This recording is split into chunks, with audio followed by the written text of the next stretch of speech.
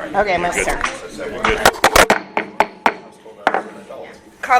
I'm going to call the regular school board to order, show that all board members are present. First, we need a motion to approve the agenda. All motion? Motion by Nelson. Second. Second by Brown. Any other discussion? All in favor? Aye. Opposed? Motion carries. Please stand for the pledge.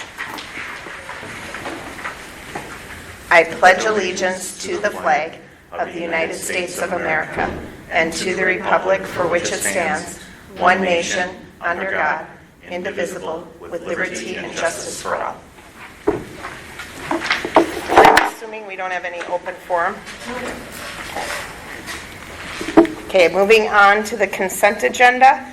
The previous minutes from the October 22nd meeting, the November 12th special meeting, and the November 12th work session. Claims and accounts in the amount of $908,716.99. The credit card report, the personnel report, the extended field trip request form for boys basketball, the extended field trip request form for the dance team, and retention of vendor panel ed response to administrative matters.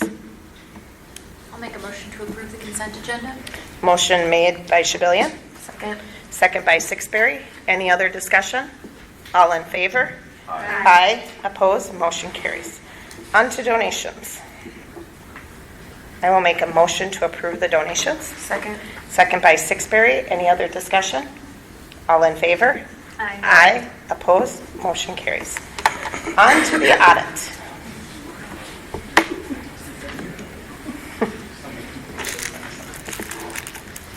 I'm so excited. I know you've been waiting all week. All year, all summer.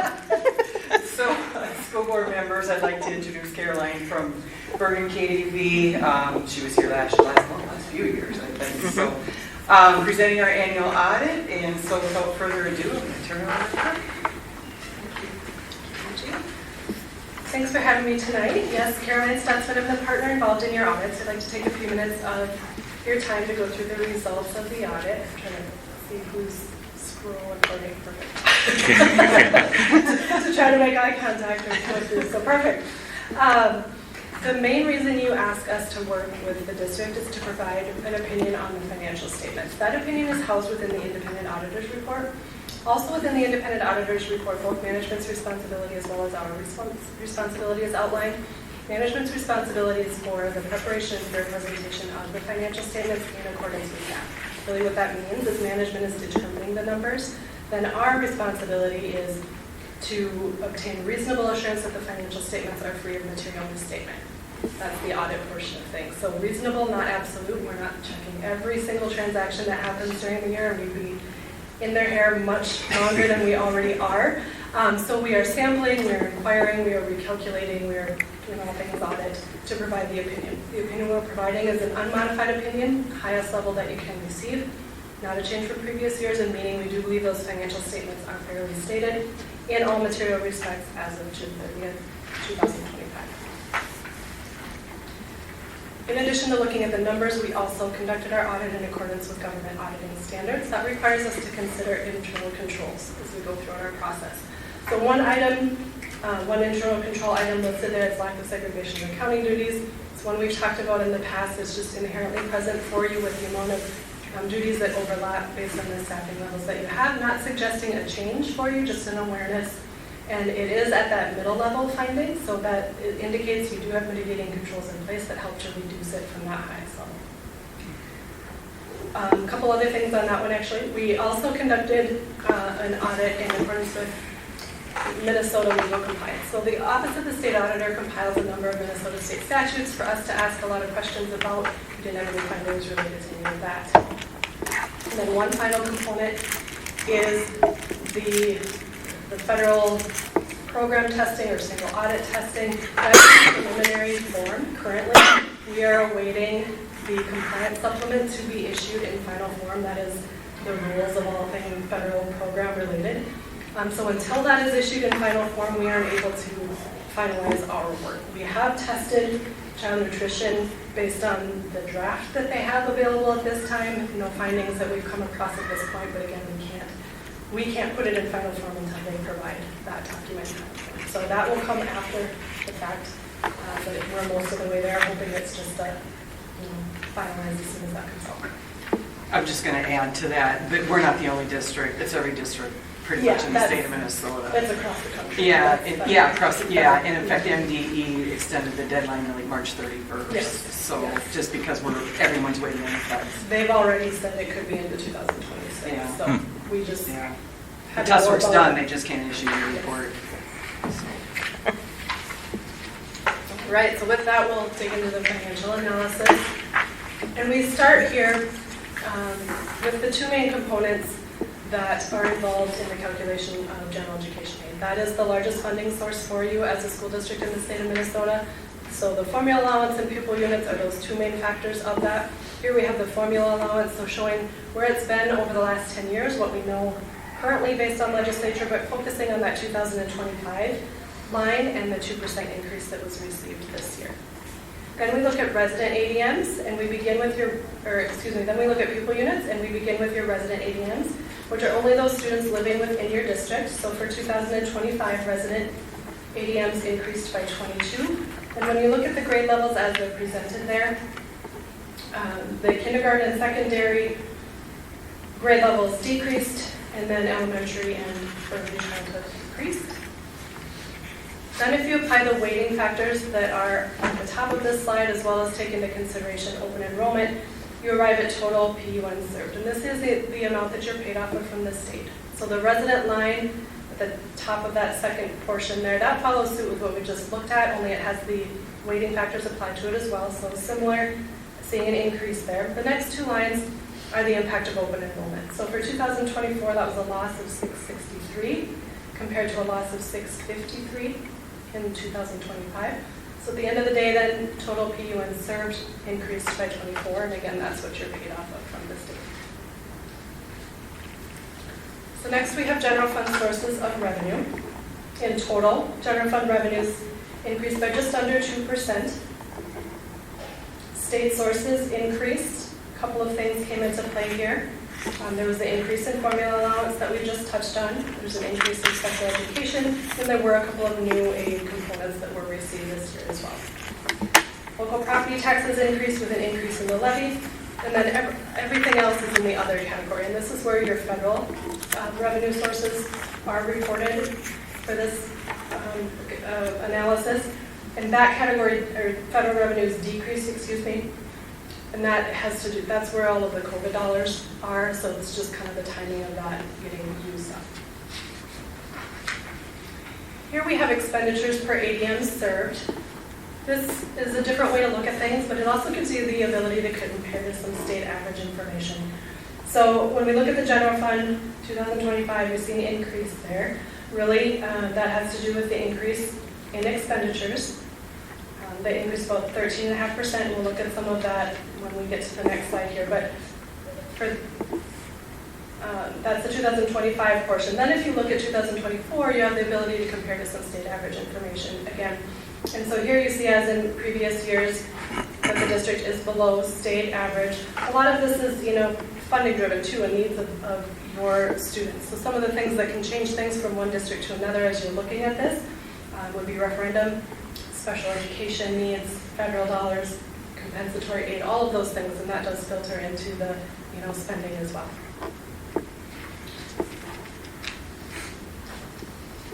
Here we have that general fund expenditure analysis, more of a pie chart format for this perspective. When you compare year over year, you see an increase in the sites and buildings. This is mostly driven by the roofing project that happened this year with the hail claim. So that Insurance. Yes, Yeah, I just wanted, that's where we got Mm-hmm. that was that hail claim from Yeah. 23, I think it was. Yes. Yeah. So that percentage is a little higher, and then that's kind of skewing or fluctuating the other percentages that you see presented there. One area that we look at usually is the instruction components, which are the regular instruction, vocational instruction, special education all together. That's 61% this year. Again, it's a little lower because of that more of the pie going into the sites and buildings. So just an awareness there. What you're going to find is 25 is going to be a little bit of an anomaly because of that, because that's in the general fund, So like going forward to 26, it's almost like you're going to want to compare to 24 just because that kind of skews the sites and buildings. Because that was a big project. Yeah, that's huge. 24 was 67%, and that's more in line Yeah. with where Yep. we typically trended. Here we have a budget to actual snapshot for the general fund. The two columns are your the budget, the original and the final, so showing there were some amendments to that final budget. Final budget anticipated a decrease in fund balance. The actual results are in the third column there with essentially a break-even year, slight decrease in fund balance in total, and then the actual results are in that fourth column there. If we look for some explanations, total revenues, follow that over to the FAR variance column there, we see over budget. If we apply a percentage to that, it's 1.1%. So when you're looking at the size of budget that you're dealing with, a 1% variance is pretty good. And then when you look at kind of the explanation or the components of that above, you see the majority of that is in state sources, and that has to do with conservative budgeting for special education aids, because that can be pretty volatile, just kind of not only depending on needs, but depending on state funding and how that all works itself out as well.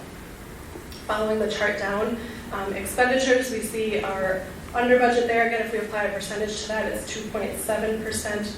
Special education being another topic of conversation here, under budget there. That really had to do with some unfilled paraeducator positions, as well as budgeting for more employees to take benefit elections than actually did. This one's a little bit hard to see, but we'll just talk about it kind of in a high level. A lot of components there, but this is the general fund kind of pulled all together. The top portion, we've talked about a lot of that already. That's just your total revenues, total expenditures, as well as the change in fund balance. And then you arrive at where fund balance ended for the year, which was at $17.7 million. And then the bottom portion is all of the components related to that. Kind of starting at the bottom, there's a non-spendable line. This is for prepaid items. So think of it as those dollars have left the building, you've already spent them. You can't use them for future operations, so they're separated into their own category. Then working the way up, you have a number of restricted components. And these are all of those state mandated funding sources where you have to spend those dollars in accordance with how those dollars are received. So tracking all of that independently. Cumulatively, those balances increased by about $63,000 for the year. Kind of working our way up. The committed and assigned are all of the internally earmarked items.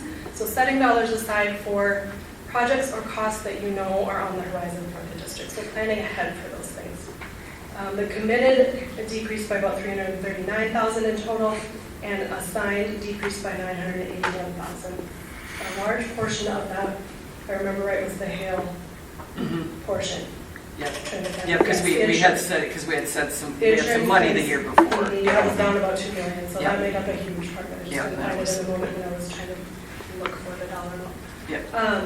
And then that leaves you with unassigned, which that is what's available without any of those earmarks or tags associated that we talked about below that.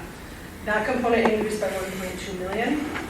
That is also the component that you look at in relation to your fund balance policy. And your fund balance policy indicates that you would maintain a minimum of unassigned fund balance in the general fund of 9 to 12%.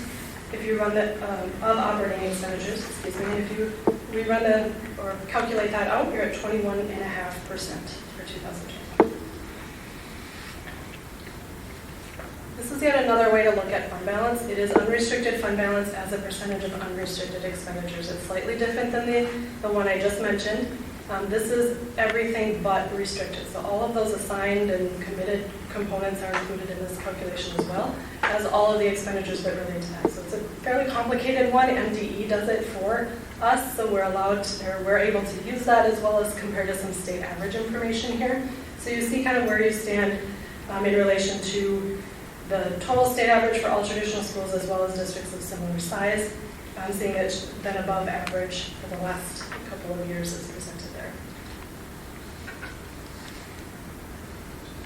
The next couple of slides take a look at your computed tax levy as well as the tax capacity rates. So here we have computed tax levy. In total, all of these components decreased compared to 2024 by 1.7%. So this is the levy decrease cumulatively. And then if we apply that then to the tax capacity rates for 2025, you're seeing a slight decrease here as well. Then the last couple of slides that we have for you are the special revenue funds. So we have food service first. The revenues did decrease while the expenditures increased. And really the revenue decrease has to do with decreased commodities as well as the supply chain assistance funds going away in 2025. And then a decrease in breakfast participation as well. So at the end of the day, fund balance decreased by about $28,000 for the year and ended the year at $878,000. Let me just add real quickly to this. We would have had a surplus of probably $200,000 plus, but we've been buying all kinds of equipment. I report to the board on that, but I just want to mention, it's not that Chartwell's isn't performing. It was intentional. Yeah, it's intentional. So, and we're going through that again in 26, and I think we're just about done maybe after 26.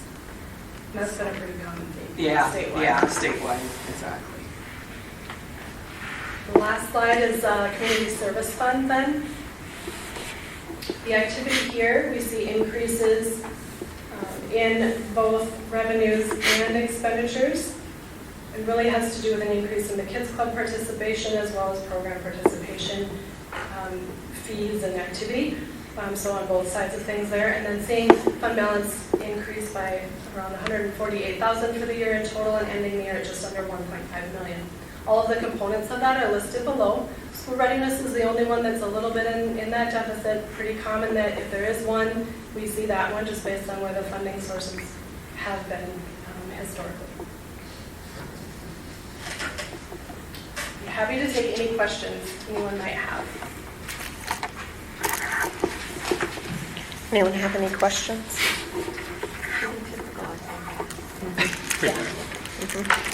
No surprises, I don't think. Okay, thank you. Oh, you need Do we need a a vote? motion. Okay. Yeah. I'll make a motion to approve the auditor's report. Second. Okay, motion made by Shbillion, second by Sixberry. Any other discussion? All in favor? Aye. Opposed? Motion carries. Thank you. Thank you for your time. And on to the financial report.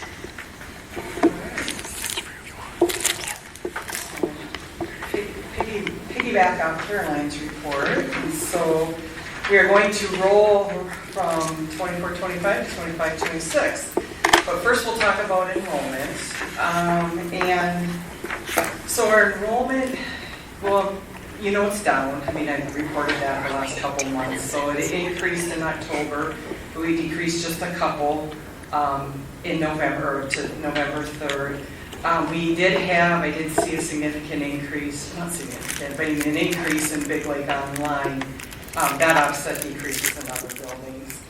And so I adjusted the Gen Ed 8 budget, and I'll go over that here. So our average ADM, and so far this year is 3,039. And so I decreased the budget to 3,042. So it's a little bit short, but we usually see that growth in Big Lake Online throughout the year. So that's why I kind of went a little bit higher with the budget at ADM. So so it was a decrease of 73 from the original budget. And then is shown graphically and on the next page, just like you see every month. And like I said, the orange line is just a little bit under the yellow line, and we hopefully maybe we'll go over that as the year progresses, so that'd be a good thing. And with that, I'll talk about the fall, I call it the fall review or the fall budget revision. And very similar, I actually looked at my presentation from last year this time, and I did change it much because it's a very similar process. We look at Gen Ed 8, or I look at Gen Ed 8, I just double check our levy, tax credit estimates. I look through all the state aids, because when I do the original budget, like in April and May, there's not a lot of information. We're getting reports from MDE, so I go through those. We've gotten some grants, so I established budgets for that, the revenue, and then established that expenditure budget. I did look at the investment earnings or interest earnings, and interest rates have not fallen, I think, as fast as I anticipated last spring. So I was able to up our investment earnings because our cash flow is up a little bit higher too. So I was able, so that was a positive increase. Updated local revenue estimates, and then Stephanie actually went through community service and revised the community service budget based on their program enrollment, like with preschool and kids club and so on. So that's on the revenue side, and then on the expenditure side, with staffing, we did a fall revision, but there really wasn't a lot we could do because the teacher's contract's not settled yet. So we just adjusted for actual hiring because we put in estimates if there's open positions, and then benefit elections, updated because I think we take average rate when we're in an open position, and then we updated for actual. And then updated transportation and there it was mainly in the special ed and care and treatment routes. I already had known what our regular routes were going to be, so I didn't do any changes there. But special ed's kind of an unknown, but I actually was pretty close. I didn't adjust it that much. Updated budgets for curriculum subscriptions, again, grant estimates, and then a big one was just updating construction and other capital projects just because of the timing. Because sometimes it might be 1 year versus another year, so I just updated all of that. Updated budgets for field trips and fundraising, and again, Stephanie got through the community service budget based on enrollment. So with that, I'll just go over the impact fund. So as I mentioned, so revenues increased a little over $144,000. So the decrease in Gen Ed aid was offset by an increase in investment earnings and other miscellaneous revenues. The impact to the Gen Ed aid was not as severe as I thought, because I think last month I had reported a lot higher number than it was actually was. But districts get credit for declining enrollment aid, and because we had such a large decrease, we're getting, I think it was $300,000 in declining enrollment aid. So that was actually really nice. The other thing is there's something called pension adjustment revenue where because of the increases in TRA, the state gives us more money for that. That data was not available when I did the original budget in June. So that actually helped it. That was a couple $100,000. So that really helped soften that enrollment decline. The expenditures increased. A lot of it was just mainly capital budgets. Like I said, it wasn't a lot of changes there other than that. And so bottom line is this is where the unassigned projected fund balance will be. It is 17.8%. As Caroline mentioned, the fund balance policy is 9 to 12. What my key message, what I want the board to take away from this is we're deficit spending, 2.1 million. So that, of course, is not sustainable. So it got a little bit worse than the original budget, not a lot, but we're still deficit spending quite a bit. Community service fund, I talked about this. Oh, sorry. I just wanted to clarify, the declining enrollment aid, isn't that only available for a couple of years for district? No, as long as, if you are declining from 1 year to the next, it just, what they do, or what MD does, it compares our pupil units from last year to this year. But, so next year though, it would take this year's enrollment. So Right. if we don't have if we stay in the same Right. next year, we would don't. not have those funds. Correct. I just want to Correct, clarify, yes. it's not like it gives it to you for a certain period Right, of time. right, It's that just is that correct. 1 year in time. Yeah. Well, we want to see the growth. Absolutely, So, yeah, so absolutely. we would not, that is correct, we would not get that. So we got a little bit of help this year, Yes. but that's not something that we would see next year. That is correct. Assuming enrollment Unless- doesn't decline. Yeah, that is absolutely correct. Let's, community service. Oh, sorry, was there any other questions on general fund? No, I just wanted to clarify No, that. it's okay. It's not that we You're good. still get that money, Yeah. no matter what. It's Yeah. kind of a one-time or. So as long as you're declining, and we don't want to keep declining. lines. Right. Yeah. We talked about the community service fund. What I want to point out, and Caroline alluded to this too, projected fund balance over 1.4 million, but that school readiness fund balance is negative, and it's due to insufficient funding from the state. So essentially, the community education fund balance has to subsidize. So that's a concern, and will always be a concern until they change the formula, I guess. I don't know what else to say about that. And Stephanie's nodding her head. So I just want the board to be aware of that too. So the other funds, I think it was just the construction fund, timing of construction projects, and then staffing for food service just decreased a little bit. I want to mention with food service fund, I will come to the board probably in January or February. I don't like to do a full revision until we have like 3-4 months of participation rates. So I get together with Alyssa and then we go through it. So I'll be bringing back more budget revisions for food service later. And then debt service and OPEB trust, again, I just updated the investment earnings estimates. So then this is the report that you normally see every month. And that's actually my last slide, but I just want to mention that, we revised 26 budget, but we are already looking ahead to 26, 27. So we're entering that season and looking at probably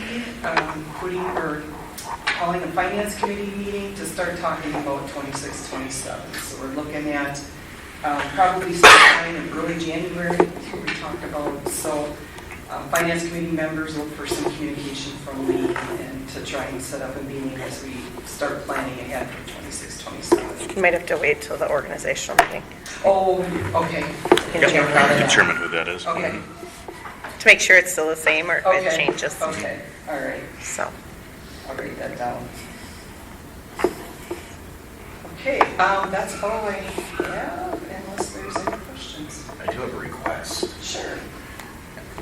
and I don't know if this is readily available, and there's no time constraint, it's not like an urgent request, but I'm curious if you could point me in the direction, or if you'd be able to provide what types of mandates are required by the state or the federal government that were previously funded but are no longer funded, and we are still required to follow those.